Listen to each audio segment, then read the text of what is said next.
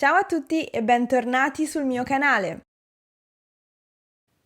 In questo video impariamo ad usare i verbi piacere, bastare, servire e simili in una frase. In questo video prendiamo ad esempio il verbo piacere, ma sappiate che tutte le informazioni che vi dico in questo video possono essere applicate anche a tutti gli altri verbi che funzionano come piacere. Vediamo adesso che cosa intendo dire. Solitamente si dice che la lingua italiana abbia una struttura SVO, cioè soggetto, verbo, oggetto.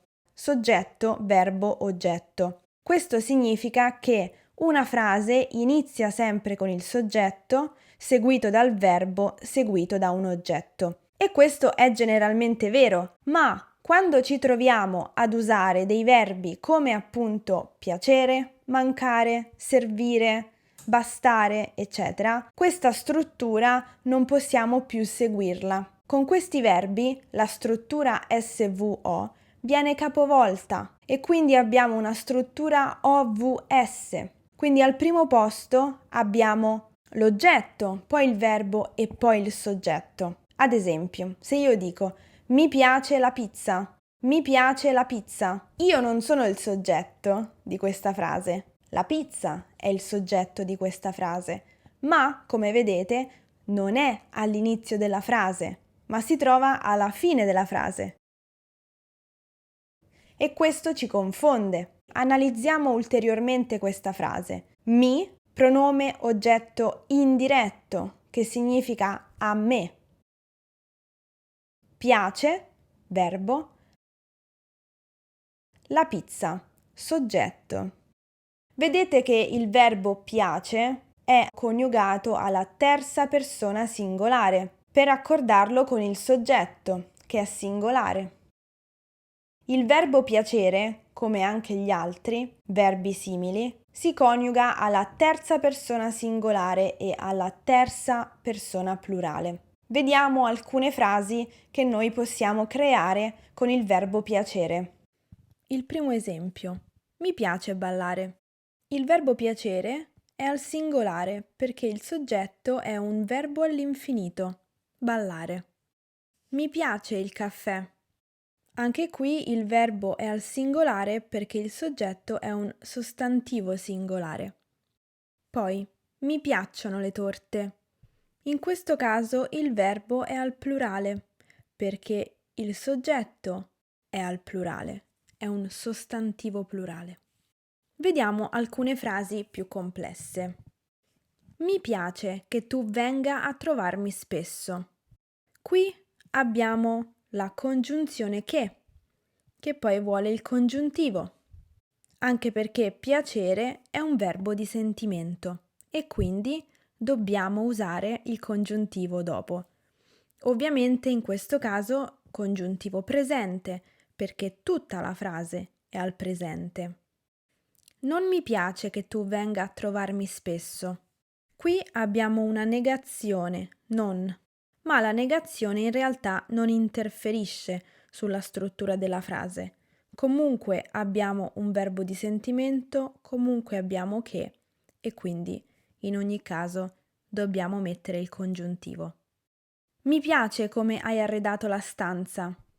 Qui abbiamo la congiunzione come e quindi poi dobbiamo mettere un passato prossimo perché hai arredato la stanza è un dato certo, è un'azione accaduta.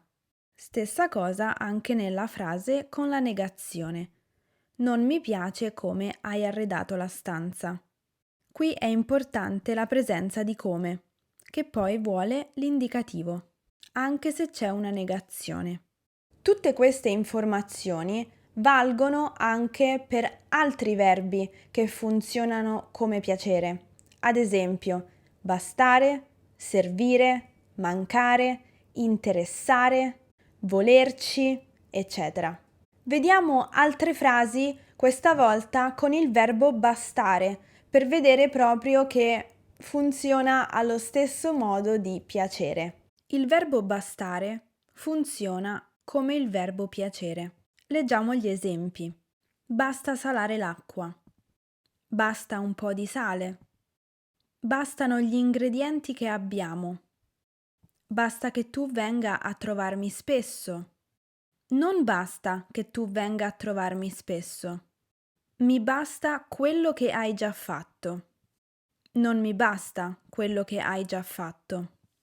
Qui il soggetto è un verbo all'infinito. Qui il soggetto è una quantità indefinita.